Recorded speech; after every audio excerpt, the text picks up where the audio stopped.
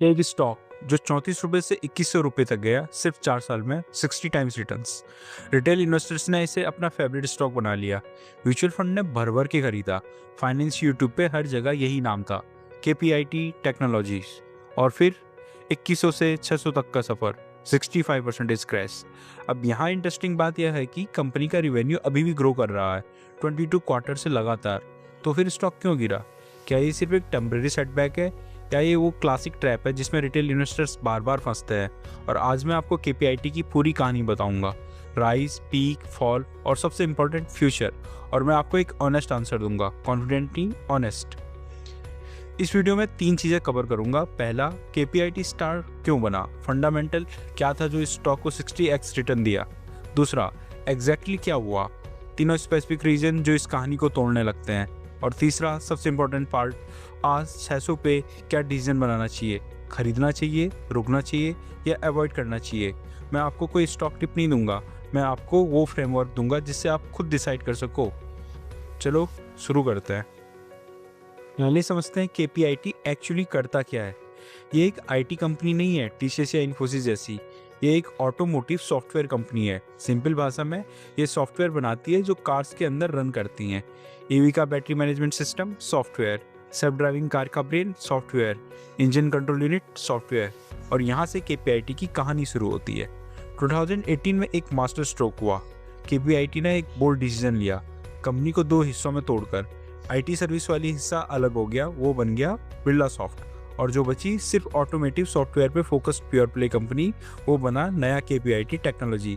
एक सही बेट थी ये, क्योंकि 2019-2020 में दुनिया देख रही थी कि कार्स सिर्फ मैकेनिकल मशीन्स नहीं रह गई है, कार्स बन रही है कंप्यूटर्स ऑन व्हील्स। और एक्सपर्ट कह रहे थे कि 2030 तक एक कार की वैल्यू का 50% उसका सॉफ्टवेयर होगा। KPIT एग्जैक्टली वही था, राइट प्लेस राइट टाइम। फिर कोविड आया, मार्च 2020 में स्टॉक 34 पे था और अगले 4 साल में 2100, 60 टाइम्स रिटर्न्स इन 4 ईयर्स। क्यों इतना गया? 3 वजह थी।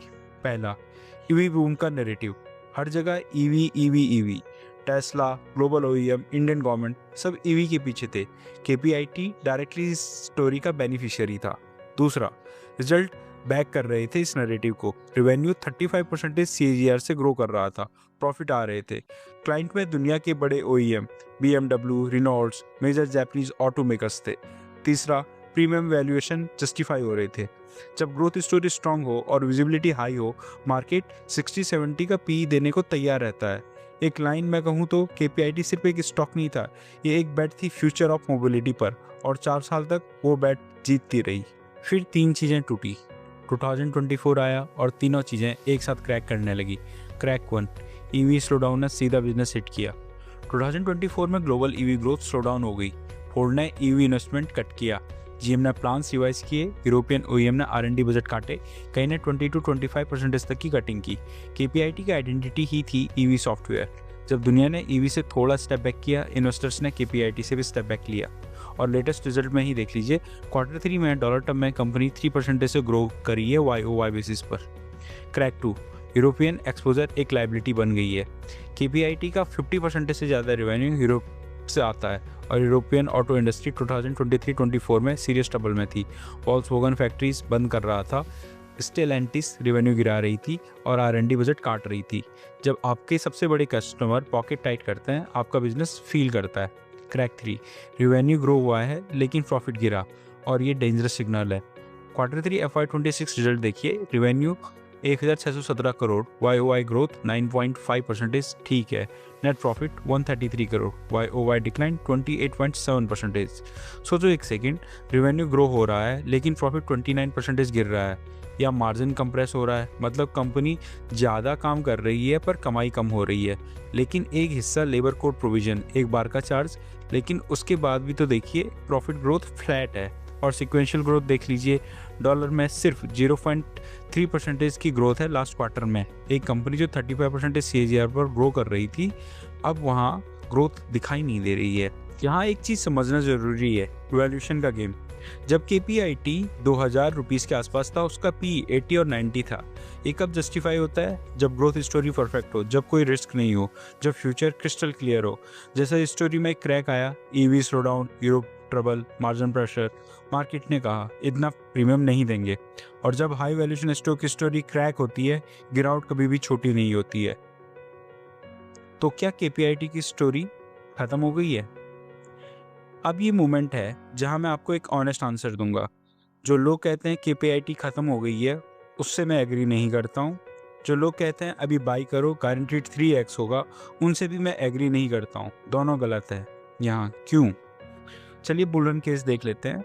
कंपनी रियल है, KPIT के क्लाइंट्स में दुनिया के सबसे बड़े ऑटो मेकर्स हैं। ये रिलेशनशिप एक दिन में नहीं बनता है। 25 साल की ऑटोमेटिव डोमेन एक्सपर्टीज एक एसेट है जो इजीली रिप्लेस नहीं होती है। सॉफ्टवेयर डिफाइंड व्हीकल्स का मार्केट अभी भी $300 बिलियन तक जाने का प्रेडिक्शन है 2034 तक। और जब auto industry AI defined vehicles की तरफ बढ़ रही है और KPIT already AI infuse mobility solution पे इन्वेस्ट कर रही है, लॉन्ग टर्म स्टोरी इंटैक्ट है। Q3 में कंपनी ने $202 मिलियन की डील सिक्योर करी है, बिजनेस आ रहा है और मैनेजमेंट ने क्लियर कहा है Q4 FY26 उनका सबसे स्ट्रॉन्ग क्वार्टर होगा। FY27 में ऑर्गेनिक ग्रोथ वापस आ जाएगी। और एक बात, 22 कॉन्जिक्यूटिव क्वार्टर में रेवेन्यू ग्रोथ, ये कोई एक दो क्वार्टर की कंपनी नहीं है। चलिए अब BRN केस देख लेते हैं। वैल्यूएशन अभी भी चीप है या नहीं? 630 पर KPIT का PE रिजनेबल तो लग रहा है, पर डॉलर टर्म में ग्रोथ 0.2% आ रही है, जो कि बहुत ही स्लो ग्रोथ है। यूरोपियन रिकवरी स्लो है, EV स्लो डाउन कितने टाइम चलेगा कोई नहीं जानता। और मैनेजमेंट ने जो रिकवरी की डेट्स दी हैं, पहले FY26 था, अब FY27 है, बार बार पुश होना कंसर्निंग है। द ऑनेस्ट मिडिल, इस कंपनी का बिजनेस रियल है, मोट रियल है, लेकिन Q4 FY26 रिजल्ट एक क्रूशियल टेस्ट है। मैनेजमेंट ने खुद कहा है ये उनका बेस्ट क्वार्टर होगा। अगर वो डिलीवर नहीं कर पाए तो ये थीसिस और वीक हो जाएगी। अगर डिलीवर किया तो यहाँ से रिकवरी शुरू हो सकती है। अभी के लिए मैं इसको वेट एंड वॉच कैटेगरी में ही रखूँगा। Q4 FY26 का रिजल्ट आने दीजिए, मैनेजमेंट का कमिटमेंट देखिए, मार्जिन रिकवरी देखिए, तब तक एक क्लियर पिक्चर मिल जाएगी। और अगर आप चाहते हो कि मैं Q4 रिजल्ट के बाद KPIT का डिटेल्ड फंडामेंटल एनालिसिस करूं, तो सब्सक्राइब करो और बेल आइकन दबाइए। वो वीडियो तभी यूज़फुल होगा जब आप ये वीडियो समझ के देखे होंगे। अगर आपके पास KPIT है पोर्टफोलियो में तो कमेंट में बताइए। तो आज के लिए इतना ही। Thank you.